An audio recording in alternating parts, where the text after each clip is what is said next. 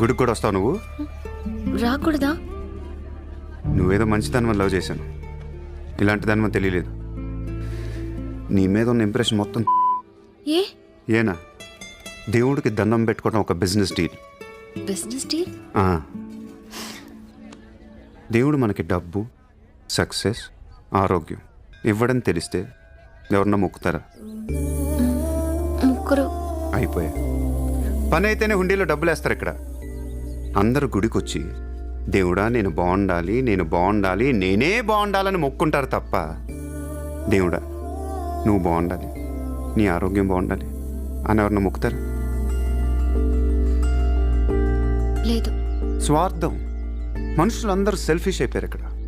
వాళ్ళ నువ్వు కూడా ఉన్నావు చూడు. నాకు నువ్వు వద్దు, నీ లవ్ వద్దు, నీ పని నువ్వు చూసుకో.